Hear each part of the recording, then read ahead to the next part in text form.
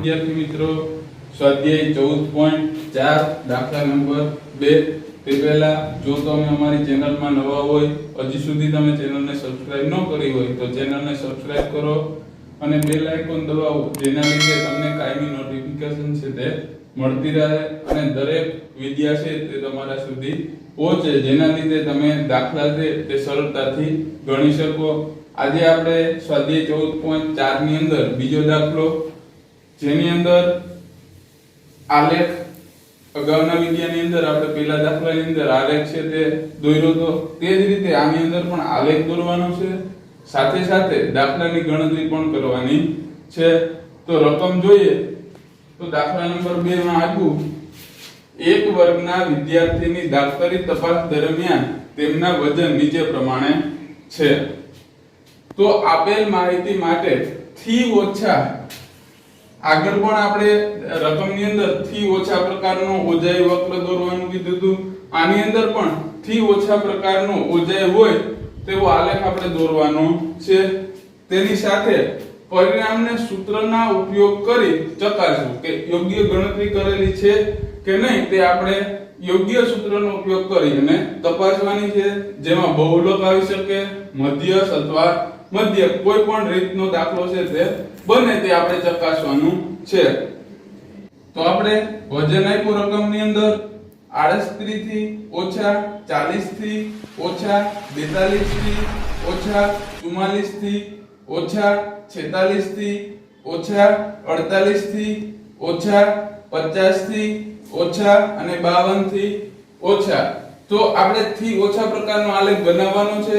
આગલા દાખલાની અંદર આપણે વર્ગને થી ઓછા પ્રમાણની અંદર બદલ્યા હતા, પણ આની અંદર સીધે સીધા આપણે થી ઓછા આપી દીધેલા છે. સાથે સાથે વિદ્યાર્થીની સંખ્યા, જેની અંદર આપણે રકમની અંદર એવું કહેવામાં આવેલું છે કે ટોટલ 35 વિદ્યાર્થીઓનો આપણે સમાવેશ કરવાનો છે, એટલે આપણે સંખ્યા છેલ્લે 35 મળી, એનો મતલબ એવો થયો કે આપણે રકમની અંદર CF આપેલો છે. તો CF કયા સૂત્રની અંદર આવે? તો મધ્યસ્થના સૂત્રની અંદર CF નો સમાવેશ છે તે થાય, એટલે આ દાખલો આપણે CF ના સૂત્રની મદદથી ચકાસવાનો છે. તો આપણે CF આપી દીધેલો છે, થી ઓછા પણ આપી દીધેલા છે, એટલે આ બંને પરથી આપણે આલેખ છે તે સરળતાથી મળી જશે. પરંતુ આપણે સૂત્રનો ઉપયોગ કરી અને ચકાસવાનું છે, માટે આપણે સૌપ્રથમ સૂત્રનો ઉપયોગ કરીએ, ત્યારબાદ આલેખની ગણતરી કરીએ. તો આપણે CF આપેલો છે 0 3 5 9 14 28 32 અને 35. તો હવે આપણે મધ્યસ્થની અંદર f ની જરૂર પડે, n ના છેદમાં 2 ની જરૂર પડે, તે સિવાય l અને h ની જરૂર પડે. તો સૌપ્રથમ આપણે f મેળવીએ તો 0 ના 0, 3 માઈનસ 0 એટલે 3, 5 માઈનસ 3 એટલે 2, 9 માઈનસ 5 એટલે આપણે મળશે 4, 14 માઈનસ 9 એટલે આપણે મળશે 5, 28 માઈનસ 14 એટલે આપણે મળશે 14, 32 માઈનસ 28 એટલે આપણે મળશે 4, 35 માઈનસ 32 એટલે આપણે મળશે 3. હવે આની ટોટલ કરવાની જરૂર નથી, કારણ તો કે આપણે CF ની અંદર ટોટલ આ 35 આપેલો છે, એટલે આપણે આનો n કેટલો મળશે? 35 મળશે. n ની ગણતરી કરીએ તો n ના છેદમાં 2 બરાબર 35 ના છેદમાં 2 બરાબર આપણે મળશે 17.5. આગળ નવો સુધારેલો એટલે કે નિવારક વર્ગ મેળવીએ, કારણ તો કઈ થી ઓછા આપેલા છે, તો આપણે આનાથી અગાઉનો વર્ગ છે તે મેળવવો પડે. તો સૌપ્રથમ 38 થી ઓછા આપેલા છે, એનો મતલબ એવો થયો કે એની આગળની સંખ્યા એક આપણે લઈએ, કારણ તો કે 38 40 42 44 સળંગ બધીની અંદર તફાવત બે નો છે, એટલે 38 થી અગાઉ 2 લઈએ એટલે આપણે મળશે 36 થી 38, ત્યારબાદ 38 થી 40, 40 થી 42, 42 થી 44, 44 થી 46, 46 થી 48, 48 થી 50, 50 થી 52. તો થી ઓછા પ્રકારની અંદર આપણે ખાલી વધારાનું શું કરવું પડ્યું તો કે સમાન વર્ગ લંબાઈ છે તો અગાઉ આપણે બે બે છે તે આની અંદર ઉમેરેલા છે એ સિવાય કે કરેલું નથી. આગળ આપણે બિંદુ મેળવી લઈએ કે જેના પરથી આલેખ મેળવવો સરળ પડે. તો સૌપ્રથમ થી ઓછા આપેલા છે અને CF આપેલા છે એટલે આપણે બિંદુ તો તૈયાર જ છે, ખાલી લખવાના છે. તો પેલું બિંદુ મળશે 38 અને 0, બીજું બિંદુ મળશે 40 અને 3, ત્રીજું બિંદુ મળશે 42 ને 5,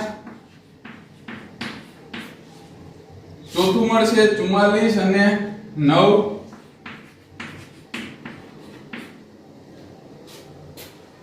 એના પછી 46, 14, ત્યારબાદ 48, 28, ત્યારબાદ 50, 32, ત્યારબાદ 52, 35. હંમેશા આપણે આલેખની અંદર થી ઓછા પ્રકારનું કીધું હોય ત્યારે CF નો ઉપયોગ કરવો ફરજિયાત છે. એટલે CF સિવાય F ક્યારે પણ બિંદુ તરીકે લેવાના નથી. CF ને જ બિંદુ તરીકે આપણે ઉપયોગમાં લેવાના છે. તો હવે આગળ આપણે મધ્યસ્થનું સૂત્ર મૂકીને સૌપ્રથમ મધ્યસ્થની ગણતરી કરી લઈએ. M બરાબર L પ્લસ n ના છેદમાં 2 માઈનસ CF છેદમાં F ગુણ્યા H. તો આપણે n ના છેદમાં 2 મળી ગયા 17.5. આપણે CF અહીં મળેલો છે, રકમની અંદર આપેલો છે. તો તેમાં જોઈએ કે 17.5 નો સમાવેશ કઈ રકમની અંદર જોવા મળે. 0 ની અંદર નથી મળતો, 3 માં પણ નહીં, 5 માં પણ જોવા નથી મળતો, 9 ની અંદર પણ જોવા નથી મળતો, 14 ની અંદર પણ જોવા મળતો નથી. 28 ની અંદર 17.5 નો સમાવેશ છે થાય. એટલે આપણે આની ફરતે રાઉન્ડ કરીએ. આ બાજુનો વર્ગ છે તે લેવાનો જે આપણે નિવારક વર્ગ મેળવેલો છે. ઉપરના આપણા માટે CF ગણાશે. 28 ની સામે F ની હરોળમાં 14 આપણા માટે F છે. ત્યારબાદ અધસીમા એટલે કે 46 તે આપણા માટે L છે. એટલે L બરાબર 46. H આપણે મેળવીએ તો બધીની અંદર ગાળો 2 2 નો સમાન છે એટલે આપણે મળશે H 2. તો હવે આ બધી રકમને આપણે સૂત્રની અંદર દર્શાવીએ તો L બરાબર 46 પ્લસ n ના છેદમાં 2 17.5 માઈનસ CF મળ્યા આપણે 14 છેદમાં F આપણી પાસે છે 14 ગુણ્યા H આપણી પાસે છે 2. 46 ના 46 પ્લસ 17.5 માઈનસ 14. આ 14 ઉડશે નહીં, કારણ તો કે 14 છે તે 17 સાથે બાદબાકીથી સંકળાયેલા છે, ગુણાકારની અંદર નથી. એટલે 17.5 માઈનસ આપણે 14 કરવાના છે. 17.5 માઈનસ 14 કરીએ એટલે આપણે મળશે 3.5 છેદમાં 14 ગુણ્યા 2.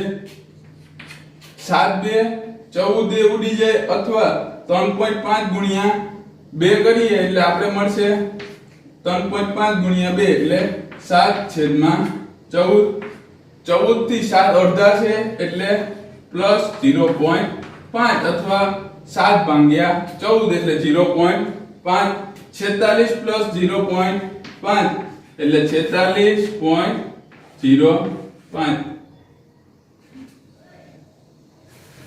46.5.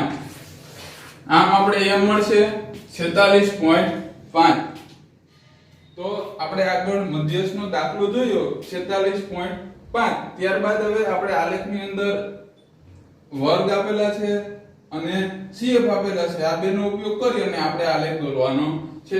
તેના માટે આપણે બિંદુ પણ અહીં તૈયાર કરેલા છે, જેની અંદર આપણે 48 42 48 40 42 44 46 48 50 ને 52 એના x તરીકે દર્શાવીશું 0 3 5 9 14 28 32 ને 35 એને આપણે y તરીકે દર્શાવીશું તો 48 થી 52 બધીમાં ગાળો છે તે સમાન છે બે બેનો એટલે સૌપ્રથમ આપણે અહીં 0 થી શરૂઆત કરીએ 0 ત્યારબાદ આગળના વિડિયોની અંદર આપણે કીધું હતું કે આવી નિશાની કરવાનો મતલબ થાય કે 0 થી 48 સુધીની રકમનો સમાવેશ થઈ ગયો ત્યારબાદ અહીંયા લખીએ 48 40 42 44 46 48 50 ને 52 હવે y ધરી ઉપર દર્શાવીએ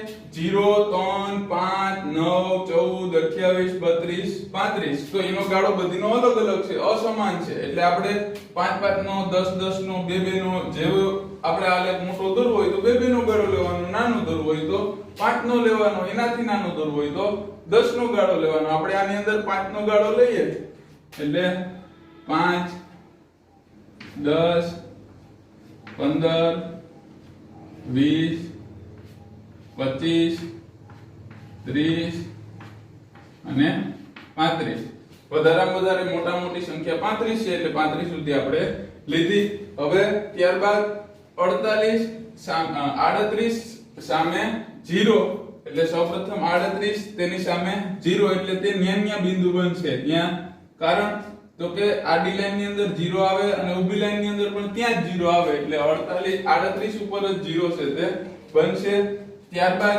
40 ની સામે 3 એટલે થોડુંક 5 થી નીચે 3 ત્યારબાદ 42 ની સામે 5 એટલે 42 ની સામે થોડુંક ઉપર 5 ત્યારબાદ 44 ની સામે 9 એટલે 10 થી થોડુંક નીચે 9 ત્યારબાદ 46 ની સામે 14 46 ની સામે 14 એટલે 15 થી થોડું નીચું 14 ત્યારબાદ 48 સામે 28 એટલે 30 થી થોડું નીચે 48 ની સામે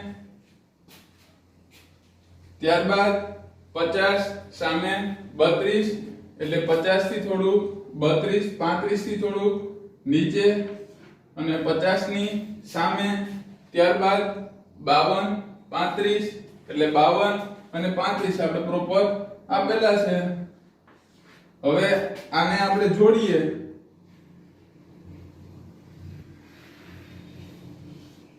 તો આ આપણે આલેખ મળ્યો જેને આપણે પ્રથમ ની અંદર કીધેલું છે કે ઓજાઈ તરીકે દર્શાવવાનો છે એટલે આપણા માટે આ થશે ઓજાઈ વક્ર આમ આપણે આલેખ છે તે ઓજાઈ વક્ર તરીકે મળ્યો તમે આ ગાળાની અંદર વધારો ઘટાડો કરી શકો પરંતુ 0 થી જેટલી જગ્યા લીધી હોય તે જગ્યા સમાન રહેવી જોઈએ આ તો આલેખ પોથી નથી એટલે આમાં આડાવડો આલેખ છે તે જોવા મળે પરંતુ આલેખ પોથીની અંદર તમારે બધીનો ગાળો છે તે સમાન હોવો જોઈએ નહીંતર આલેખ છે તે ખોટો પડે